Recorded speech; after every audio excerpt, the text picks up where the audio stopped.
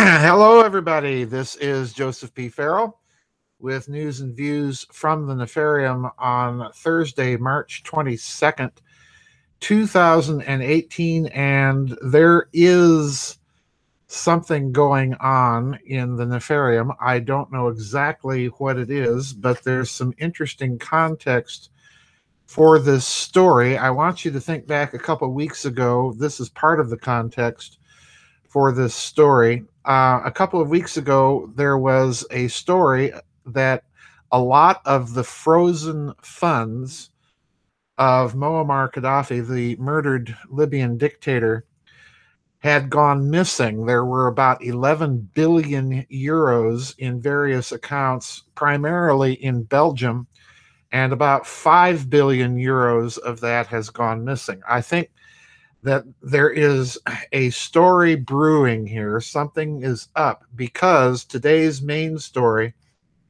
that I have 3 articles linked for you.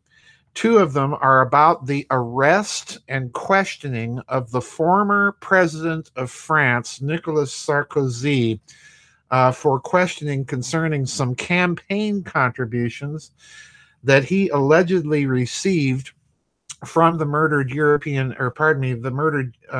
dictator, Muammar Gaddafi. Now, the amounts are pretty substantial. The Sun in the United Kingdom is saying that this was about 42 million pounds. That would be slightly less in euros, but a substantial amount of money that allegedly was funneled from Gaddafi into Sarkozy's campaign funds when he was running in 2007 to become the president of France. So in other words, this arrest is a major fish in the pond. And I've got 2 versions here. I want to read from the Sun, an article that I've linked for you from the UK Sun. Then I want to read an article going back to 2011 about Mr. Sarkozy and the then Prime Minister of Great Britain, David Cameron, sponsoring talks about bombing Libya. And then I want to conclude with the current reporting of the story by the New York Times and some really high-octane speculation here. So here we go. This is from the UK Sun. The headline here is French ex-president Nicolas Sarkozy arrested over, quote, receiving 42 million pounds in illegal campaign funds from the dead Libyan dictator Gaddafi. This is datelined March 20th, 2018. The story is by Jay Akbar and Peter Allen, and I want to read a few paragraphs here from the beginning of this article before I go back in history to pick up a Guardian article about the Libya bombing. Quote, former French President Nicolas Sarkozy has been arrested over accusations he received 42 million pounds in illegal campaign funding from the dead Libyan dictator Muammar Gaddafi. The 63-year-old was arrested by judicial police in Paris and taken to their headquarters in the suburb of Nanterre, local media reported. And I'm skipping now several paragraphs. The 63-year-old was arrested by judicial police in Paris and taken to their headquarters. Sarkozy is thought to have left the Paris station after questioning. Sarkozy is now under huge pressure to explain himself in the light of what his opponents called compelling evidence, and faces corruption charges over the next 48 hours. A document made public in Paris is said to show that the French leader and the former Libyan dictator made an illegal financial deal. It was written in Arabic and signed by Moussa Koussa, Gaddafi's intelligence chief, in 2006. It refers to, quote, an agreement in principle to support the campaign for the candidate for the presidential elections, Nicolas Sarkozy, for a sum equivalent to 50 million euros. That's about 43 million pounds. Sarkozy is said to have received the kickbacks in 2007 during the presidential election campaign that swept him into power. All right, now that's the UK Sun. And I went back and I found an article from the Guardian in the United Kingdom This is dated Friday, March 11th, 2011, and I want to read a couple of paragraphs from this article. This was when Cameron and Sarkozy were leading the push to bomb Libya.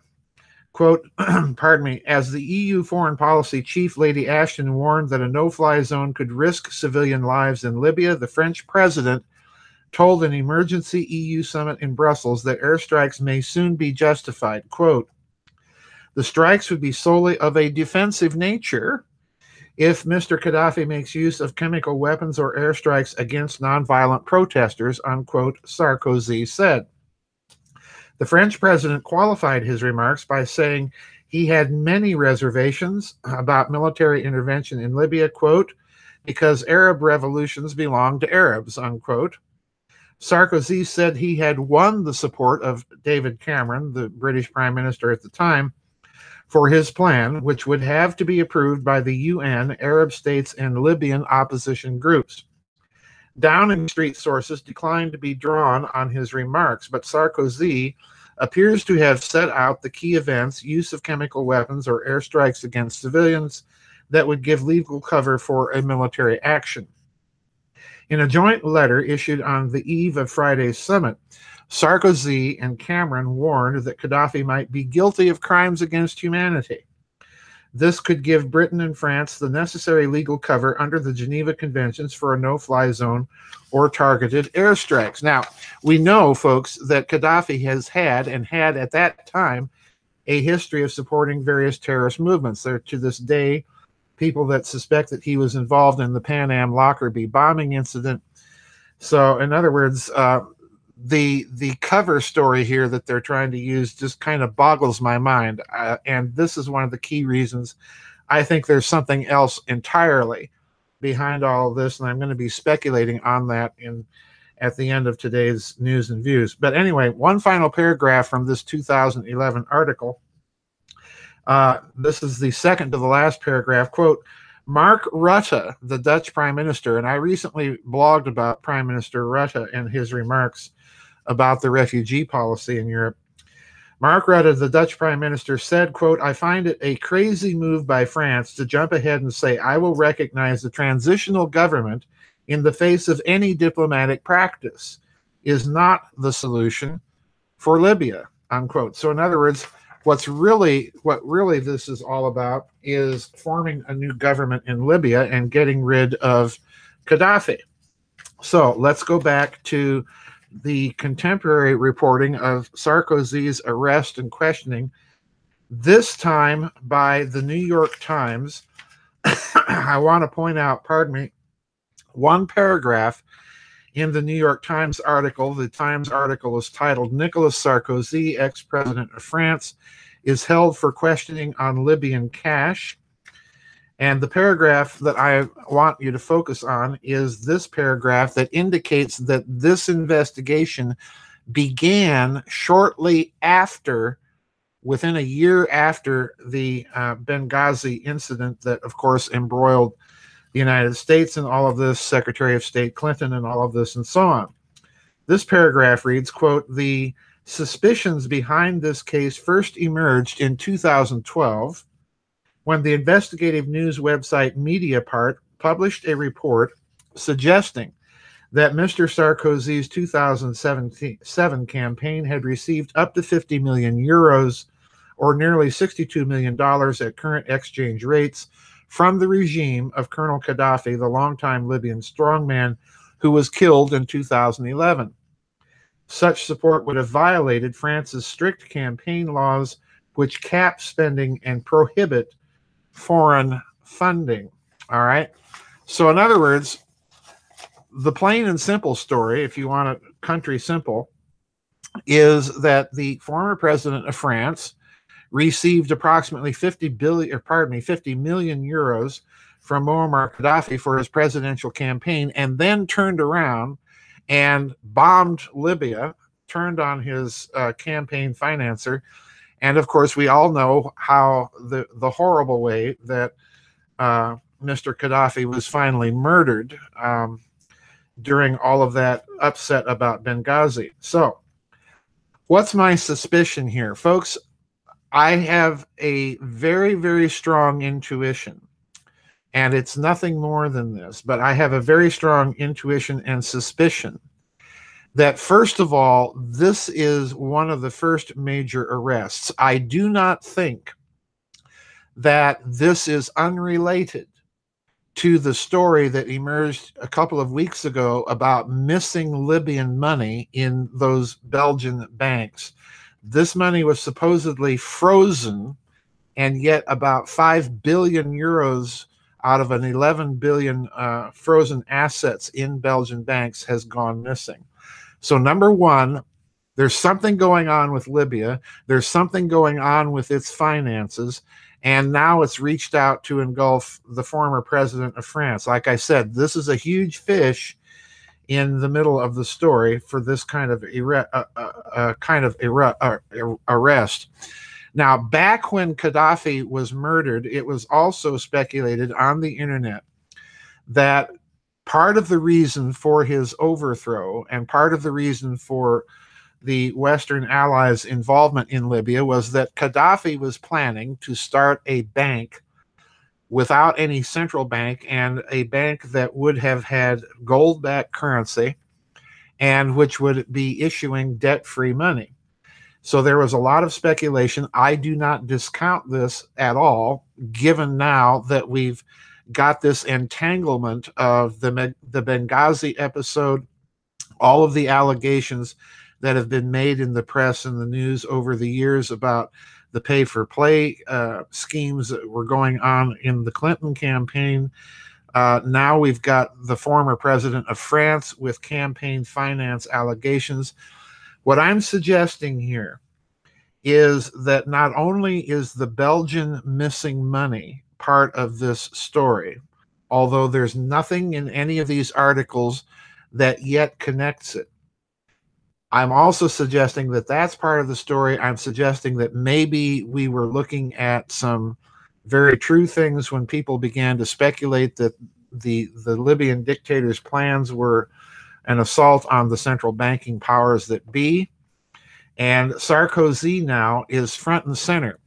Now, what this implies, to my mind, for an arrest like this to happen mere weeks after the emergence of the missing money story in the Belgian banks, what this is suggesting to me is that whatever's going on here is not confined to France. In other words, I believe that what you may be looking at is an internationally coordinated investigation with everybody kind of doing their own version of it in their own country, but that this somehow is internationally coordinated. And this may be the harbinger of more arrests to come. I don't know. It may be the harbinger of more arrests to come. Now, why this is significant is that this is occurring right at the same time that we saw the Italian elections a couple of weeks ago turn out the establishment people and move the Italian government to the center and to the right. And this is also coming at a time when Angela Merkel's government in Germany is very, very weak. And I've blogged about this. She's got cabinet ministers that are simply talking a very different policy from that which she has backed over the years. And let's remember that Angela Merkel is the one stabilizing leader here. In other words, she was chancellor during the Sarkozy presidency. She was also chancellor during the Cameron government, and she has been chancellor ever since then. So I also suspect that if this idea of mine, this speculation of mine, that this represents an international investigative effort that has snagged the former French president, I also expect that this may reach out and engulf former Prime Minister Cameron in the United Kingdom, and may engulf Angela Merkel. It may engulf the European Central Bank, and so on. So in other words, what I'm suggesting here is that the Sarkozy story, it's a huge story in and of itself, but I'm suggesting that this is the first wave of something that may break and continue to engulf the financial institutions in Europe, possibly reaching all the way up to the Bank of France, the German Bundesbank, the Bank of England, and ultimately the European Central Bank, for all of these financial shenanigans and involvements with the so-called Arab Spring a few years ago. This is a huge story here, folks, and I'm absolutely convinced that we are not looking at the full story. This is the tip of an iceberg, but to me, it's very significant that the timing of this is coming out a mere couple of weeks after the story broke, that there's missing billions in the frozen Libyan bank accounts in Belgium. So a story to watch here, folks. This one, I think, is going to spin out in a lot of different directions. We haven't heard the last of it. That's my guess. If time proves me wrong, I'll be the first to admit it. But I think this is something that we need to pay attention to. This is a major arrest, and I think it represents an international investigative coordinated effort of some sort. Time will tell, but that's my reading of it, folks. It means that the Nefarium was very busy in previous years and may be getting some pushback from somewhere. Anyway, that's it for today's news and views. I'll see you on the flip side. Don't forget, folks, for all the members of the website, we do have a vid chat tomorrow. This will be our European and African members vid chat, so that will occur tomorrow. Scheduled time is 2 o'clock Central Time. I'm probably, as usual, going to start early. I'll certainly be in there early for pre-chat. I've already got some questions, so I'm thinking that this may be another long session for the vid chat tomorrow. Anyway, I hope to see everybody there, and bye-bye. I'll see you on the flip side, and God bless.